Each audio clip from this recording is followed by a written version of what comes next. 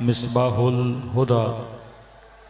एक एक लफ्ज़ पे जो नबी ने आले रसूल की फ़जीलत में कहा उस पे गौर करेंगे तो हिदायत मिलेगी। अहल बैत के अलावा किसी के लिए ये लफ्ज़ इस्तेमाल नहीं हुआ कि वो हिदायत के मनारे हैं या उनसे हिदायत मिलेगी। फरमा इन्नल हुसैन मिसबाहुल हुदा, हुसैन चराग़ हिदायत है। मिसबाह कहते हैं चराग़ को, रोशनी को। जब कश्तियाँ समंदर में रास्ता भूल जाती थीं तो सितारों की रोशनी को देखकर रास्ते का पता लगाती थी, या चांद की रोशनी को देखकर रास्ते का पता लगता था। या आपको ऐसे समझाऊं कि मसलन आप कहीं पे गुम हो गए, अंधेरा है, तो जहाँ पे आपको रोशनी नज़र आती है तो रोशनी हिदायत करती है अपनी तरफ। या आप गाड़ी पे किसी लंबे सफ़र पे जा रहे हैं, आपकी अगली हेडलाइट ख़राब हो जाए तो लाइट का काम क्या होता है कि रास्ते को दिखाए, और जब वो रास्ते पे अपनी रोशनी डालती है तो आपका सफ़र आसान हो जाता है। मुख्तलिफ बलाओं से, मुख्तलिफ मसाइल से आपको रिहाई मिल जाती है। फरमा इन्नल हुसैन मिसबाहुल हुदा। अगर हिदायत के रास्ते में कोई भटक जाए, अगर हिदायत के रास्ते में किसी को समझ ना आए कि मैंने कहाँ जाना है, तो फरमा मेरा हुसैन हिदायत के रास्ते का चराग है। यानी हुसैन की रोशनी को देखकर तुझे हिदायत के रास्ते का पता चलेगा। कोई चराग नहीं है, हुसैन चराग है। कोई मौलवी, कोई मुफ्ती चार अच्छी बातें तुझे बता सकता है, लेकिन वो चराग नहीं है कि तुम उसे देखकर या उसकी रोशनी में चलकर हिदायत पा सको। तो ये चराग कौन है? हुसैन इब्न अली हैं। दूसरी चीज़ व सफीनतुन निजात, ये सिर्फ चराग भी नहीं है, हुसैन फिर कश्ती भी है। आपको हर बंदा जन्नत की बातें बता सकता है, अमर बिल मारूफ कर सकता है, लेकिन कोई आपको जन्नत तक लेकर नहीं जा सकता। एक मरतबा आप पूछते मौलाना करबला कहाँ पर है, मैं कहूँगा इराक़ में है। करबला कैसे जाना है, मैं कहूँगा पासपोर्ट बनवाओ, वीज़ा लगवाओ, जहाज़ का टिकट लो, बाई रोड जाना है तो ये रास्ता है, फला गाड़ी पे सवार हो जाओ, तब जाके करबला पहुंचोगे। लेकिन का हुसैन सिर्फ रास्ता बताता नहीं है, कश्ती पे बिठाता है और दरे निजात तक खुद ले जाता है। कोई तुझे जन्नत तक इस तरह नहीं ले जा सकता जिस तरह हुसैन इब्न अली तुझे ले जा सकते हैं। देख करबला में हुसैन ने सिर्फ हिदायत का पैगाम नहीं दिया, हुर को अपने साथ जन्नत में ले गए। सिर्फ करबला का पैगाम नहीं दिया, हबीब को अपने साथ जन्नत लेकर गए। सिर्फ करबला में पैगाम नहीं दिया, मुस्लिम इब्न औसजा को जन्नत में ले गए। कि मैं हमेशा कहता हूँ कि हर वली ने जन्नत का नाम बताया है, हर वली ने जन्नत के औसाफ बताए हैं। यहाँ तक कि सूरह रहमान में खुदा जन्नत के औसाफ बताता है। किसी वली ने अपने सहाबी को जन्नत दिखाई नहीं है, हर नबी और वली ने जन्नत का वादा दिया है। लेकिन हुसैन वो इमाम है जिसने शबे आशूर उंगलियों के दरमियान अपने सहाबियों को जन्नत का बताया भी और उंगलियों के दरमियान जन्नत को दिखाया भी। करबला जन्नत दिखाने का रास्ता है, करबला निजात का रास्ता है। अब आप कहेंगे मौलाना करबला निजात का रास्ता है, इसका मतलब जो भी करबला जाए वो जन्नती बन जाएगा। नहीं, जो करबला वालों के रास्ते पे चले वो जन्नती बनता है। जो करबला वालों की सोच रखे वो जन्नती बनता है। जो करबला वालों का अखलाक बनाए वो जन्नती बनता है। दो लफ्ज याद रखिए, एक है शोर, एक है शऊर। शोर बहुत अच्छा है, आप नारे मारते हैं, मातम करते हैं, वलवला होता है, हमा होता है, ये शोर बहुत अच्छा है। लेकिन उलमा फरमाते हैं जिस शोर में शऊर न हो उस शोर का कोई फायदा नहीं है। दूसरे भी शोर मचाते हैं लेकिन शऊर नहीं होता। ये नाम हुसैन है जिसमें शोर भी होता है, आवाज भी होती है, वलवला भी होता है, लेकिन साथ में शऊर भी होना चाहिए कि जिसका नाम ले रहे हो वो इमाम कौन है, जिस जबान से ले रहे हो क्या ये जबान पाक है कि नहीं है, जिस बदन पे तूने काला लिबास पहना है क्या ये बदन पाक है कि नहीं है, जिन आंखों से हुसैन की जरी की ज़ियारत के लिए जा रहे हो ये आंखें पाक है कि नहीं है, जिन कानों से हुसैन हुसैन की आवाज सुन रहे हो, ये कान पाक है कि नहीं है? तो फरमाया इन्नमा युरीदुल्लाह, ये अहले बैत पाक है। अपने कुरान के लिए कहा कि ला यमस्सुहु इल्लल मुतहहरून, इस कुरान को जब तक पाको पाकीज़ा नहीं होगे तुझे हिदायत नहीं मिलेगी। इसी तरह अगर दामन अहले बैत में जाना है, जब तक वजूद पाक नहीं हो जाता। मौला बता ये वजूद पाक कैसे होगा? फरमाया तखल्लकू बि अखलाकिल्लाह, जब तक अपने वजूद को अखलाक खुदा से मलबूस नहीं कर लेते तब तक तुझे हिदायत नहीं मिलती।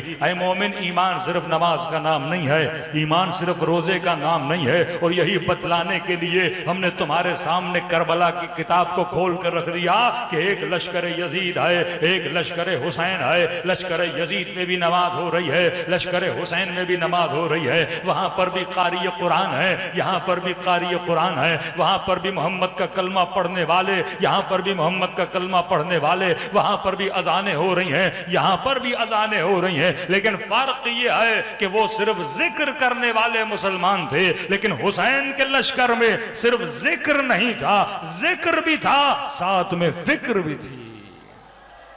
जब तक फिक्र करबला ना हो, जब तक फिक्र करबला ना हो। आज मसला फिक्र से है, वल्लाह दुश्मन को नाम हुसैन से भी मसला नहीं है, फिक्र हुसैन से मसला है।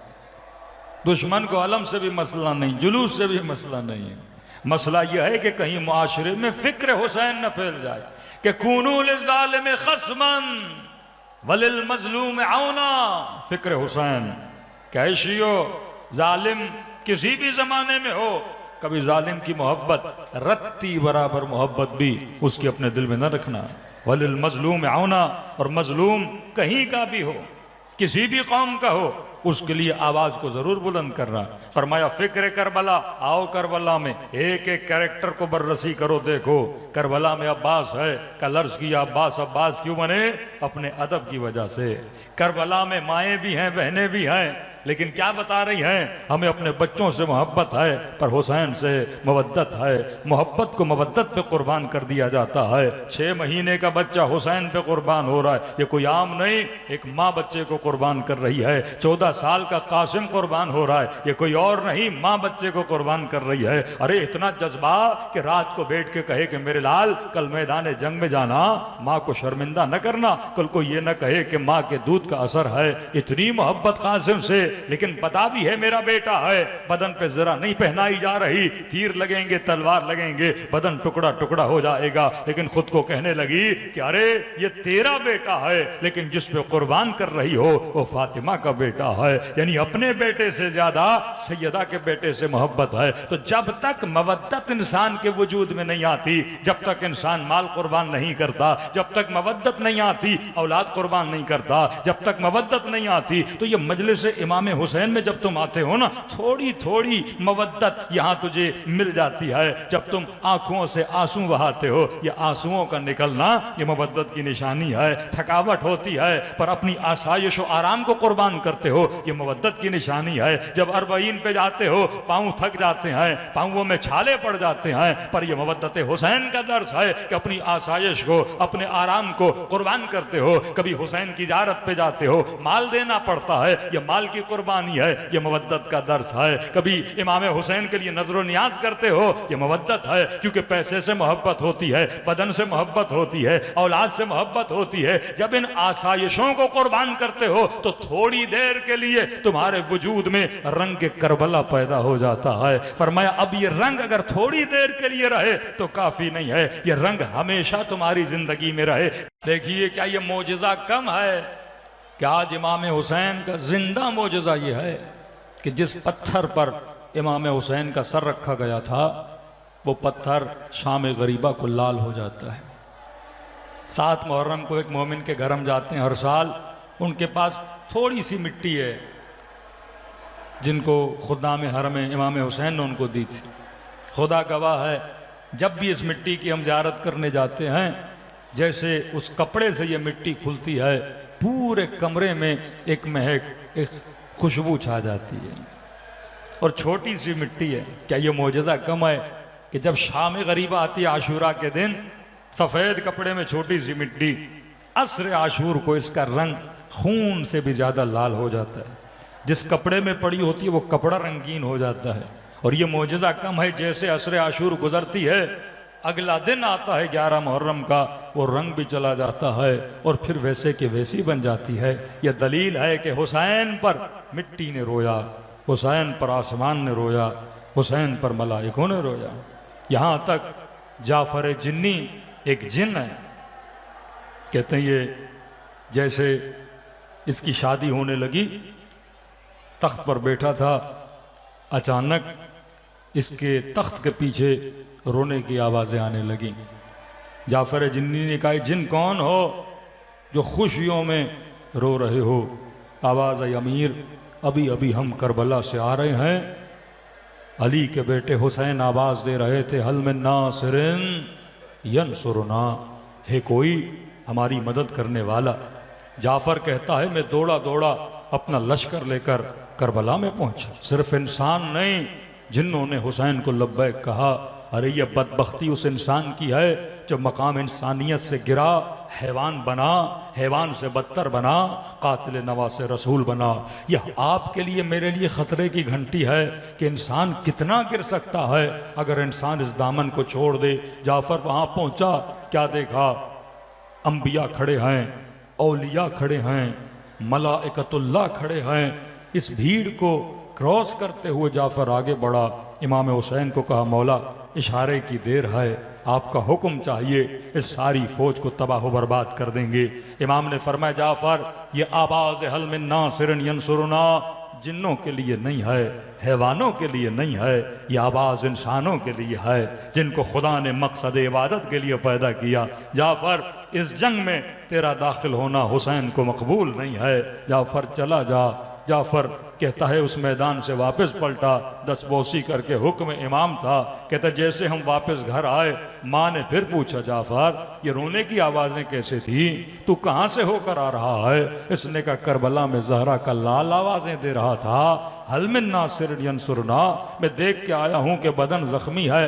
माँ ने कहा, जाफर दूध नहीं बख्शूंगी अगर हुसैन की मदद के लिए नहीं गए। फिर जाफर दौड़ा दौड़ा कहता है करबला पहुंचा, लेकिन कहता है अब जब पहुंचा तो हुसैन का सर नो के नेजा पे जा चुका था। इमाम ज़ैनुल आबिदीन के पास आता है, मौला माफ़ करिएगा, एक तरफ माँ का हुक्म है, एक तरफ हुसैन का हुक्म है, मौला करूँ तो क्या करूँ? इमाम ने कहा, जाफ़र मदद का तो मैं भी हुक्म नहीं दूंगा, लेकिन एक काम कर लेना। जाफ़र का मौला कौन सा काम करूँ? का जाफ़र पूरे सफ़र में अपने साथियों को मेरे साथ रखना, क्योंकि मेरे हाथ भी बंधे होंगे, मेरे पाँव भी बंधे होंगे। जाफ़र जब कोई बच्चा ऊँट से ज़मीन पे गिरने लगे, उस बच्चे को बचा लेना। अरे ये जिन्नों की मारिफत थी जिन्होंने आले रसूल की मदद की, लेकिन इंसान जब अपनी इंसानियत से गिरता है तबाह बर्बाद हो जाता है। ये रावी कहने लगा, मैंने अजीब वाक़या है मौला हुसैन की मजलूमियत का। कहता है हर जनाजे पे हुसैन आते थे, हर जनाजे पे फबकल हुसैन, रोते थे। कभी कहा बका बुका अन कसीरा, किसी जनाजे पे बहुत ज़्यादा रोते थे। कभी कासिम के जनाजे पे आए, कहता मैंने हुसैन को रोता हुआ देखा। ओनो मोहम्मद के जनाजे पे आए, रोता हुआ देखा। अकबर के जनाजे पे आए, सर के बाल सफ़ेद हो गए। लेकिन कहता है एक मर्तबा जब हुसैन अब्बास के जनाजे पर आए ना, तो क्या देखा? माथे पे गुर्ज लगा हुआ है, आंखों में तीर लगा हुआ है, दोनों बाजू कटे हुए हैं, जिस्म टुकड़े टुकड़े होकर जमीन पे पड़ा हुआ है। यहाँ पे मख्तल ने फबका नहीं कहा, ये नहीं कहा कि हुसैन रोए, अजीब जुमले हैं। ये भी नहीं कहा कि हुसैन ज्यादा रोए, ये कहने लगा हुसैन रोए नहीं, फसरखल हुसैन, हुसैन ने चीखना शुरू कर दिया। कहता हुसैन की चीखें जब हमने सुनी ना, तो लश्कर यजीद हलहला करने लगा, खुशियां मनाने लगा कि अरे हम कामयाब हो गए, हमने अली की बेटे की चीखें निकाल देना शुरू कर दी है। ये मजलूमियत है इमाम हुसैन है। लेकिन एक तरफ सखावत हुसैन, एक तरफ करामत हुसैन, दोनों पहलू जब इंसान देखता है फिर इंसान को अपने आप से शर्म आती है कि ऐसा करीम खुदा ने मौला मुझे अता किया है। वाकई मैंने शुक्र अदा किया कि खुदा का नहीं किया। किसी ने मासूम से पूछा ना मौला अल्लाह को मेरे नमाजों की क्या जरूरत है? मासूम फरमाता अल्लाह को जरूरत नहीं है। का फिर हम नमाज क्यों पढ़ते हैं? का कोई पानी का एक गिलास भी देना तो उसका शुक्रिया अदा करता है। नमाज शुक्र परवरदिगार आलम है, दिन में मुसल्ले पे जाके शुक्र खुदा अदा करता है। हर इमाम ने शहीद होने से पहले 2 रकअत नमाज पढ़ी, शहादत के लिए शुक्र खुदा अदा किया, अमानत के लिए शुक्र खुदा अदा किया। सैयदा ज़ैनब फरमाती है कि इमाम हुसैन मैदान जंग में जाने से पहले खेमे में आए। फरमाया बहन ज़ैनब मुझे वो कुर्ता जो अम्मा ज़हरा ने सिया था, कितनी मोहब्बत होगी हुसैन को इस कुर्ते से, तसव्वुर कर सकते हो? फरमाते एक मर्तबा कुर्ता लिया और हुसैन ने पहना। पहनने के बाद खंजर निकाला और अपने हाथों से कुर्ते को हुसैन ने फाड़ना शुरू कर दिया। बहन ने पूछा कि भैया अम्मा की अमानत है, फाड़ क्यों रहे हो? फरमाया बहन ज़ैनब इन अरबों को मैं जानता हूं, मेरी शहादत के बाद मेरे बदन से हर चीज उतार लेंगे। इमाम हूं, पे करे हया हूं, मैं नहीं चाहता कि मेरे बदन से ये कुर्ता भी उतारा जाए। फटा हुआ कुर्ता होगा, किसी की इसके ऊपर निगाह नहीं पड़ेगी। लेकिन इमाम ज़माना फरमाते मेरा सलाम हो करबला के उन शहीदों के बदनों पर जिनके बदन पे कोई लिबास नहीं था। ये मजलूमियत है इमाम हुसैन। लेकिन सखावत हुसैन का मैयार देखो। उसी वक्त फरमाया बहन ज़ैनब वो दूसरा कुर्ता मुझे देना। कहती एक नया नया कुर्ता था, इस कुर्ते को हुसैन ने फाड़ा, नए कुर्ते को इस कुर्ते के ऊपर पहन लिया। ताज्जुब से पूछने लगी हुसैन एक कुर्ते को फाड़ा है, अब ऊपर से नया कुर्ता क्यों पहन रहे हो? कितने करीम हैं तेरे हुसैन। फरमाते हैं बहन ज़ैनब जो लूटने आएगा मैं नहीं चाहता वो मेरे बदन से भी खाली हाथ लौट कर जाए। अरे जो दुश्मन को खाली हाथ न लौटाए, क्या वो अपने मुहिब को खाली हाथ लौटाएगा? फरमाया अभी तू रोया नहीं, तू रोना चाहता है। तेरे सरों के पीछे मेरी दादी ज़हरा खड़ी हो जाती है, दुआ के लिए हाथों को बुलंद करती है, खुदा ये मेरे हुसैन का आज़ादार है। हुसैन की जिंदगी के असल समझो, उसलूब जिंदगी अभी अब्दुल्लाह हुसैन। गोदी कत्लगाह में जालिम कहते हैं इतने तीर मारे, इतने पत्थर मारे कि हुसैन को ताकत नहीं थी कि अब खड़े भी हो सके, क्योंकि बदन से सारा खून बह चुका था। मेरे मौला सजाद ने कहा मेरे बाबा के बदन पे 1000 से ज्यादा जख्म थे। एक मोमिन ने सुना, बहुत रोया, घर गया, अगले दिन फिर इमाम के पास आया, कहते मौला मैंने बड़ा सोचा, इंसान के बदन पे इतनी ताकत नहीं, इतने ज्यादा जख्म लगे हैं, गुंजाइश ही नहीं बदन पे कि इतने जख्म लगे। इमाम ने फरमाया तू सच कह रहा है, लेकिन मेरे बाबा के बदन पे थे। क्या मौला वो कैसे? फरमाया रिब होन अला रिब, एक जख्म के ऊपर दूसरा जख्म था। जहां पे तलवार से वार हुआ वहीं से नेजा लगा, वहीं पे जालिम ने पत्थर मारा। फिर किसी ने सवाल किया कि मौला आप कहते हैं आपके बाबा की शहादत सजदे की हालत में हुई। ये मशहूर जुमला मिंबरों से सुनते हो ना कि हुसैन के जनाजे पर तीर, हसन के जनाजे पर तीर थे और हुसैन का जनाजा तीरों पर था। का मौला जब जनाजा तीरों पर हो फिर हुसैन ने सजदा कैसे किया? जब बदन तीरों पे पड़ा हो वो सजदा कैसे कर सकता है? इमाम ने फरमाया उस हाल में भी मेरे बाबा ने करबला की मिट्टी को हाथों से जमा करना शुरू कर दिया। इतनी जमा की कि माथा जाके मिट्टी पे लगा। लेकिन असले हुसैन, गैरत हुसैन, उस आलम में भी इमाम हुसैन के वजूद में गैरत कितनी है कि कहते हैं जैसे कानों तक आवाज आई ना कि खैमों को आग लगाओ, सैदानियों की चादरें छीनो। कहता है बदन जख्मी पड़ा हुआ है, उठने की ताकत नहीं, बड़े मुश्किल से घुटनों के बल खड़े हुए। आहिस्ता आहिस्ता दाईं तरफ देखा, बाईं तरफ देखा, फरियाद करके कहने लगे आयना आयना अखी अब्बास, आयना आयना अली अकबर, आयना आयना हबीब इब्न मज़ाहिर, आए हबीब कहाँ हो, आए मुस्लिम इब्न औसजा कहाँ हो, आए अकबर कहाँ हो, आए अब्बास कहाँ हो। जब आवाज नहीं आई ना तो कहने लगे आए मेरे शेरो, कोई मुझे जवाब क्यों नहीं देता?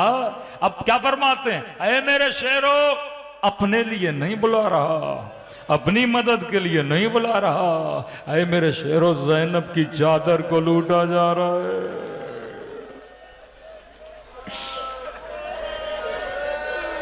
उस आलम में भी हुसैन गैरत का ऐलान कर रहे कि शिया वो होता है जो गैरतमंद होता है।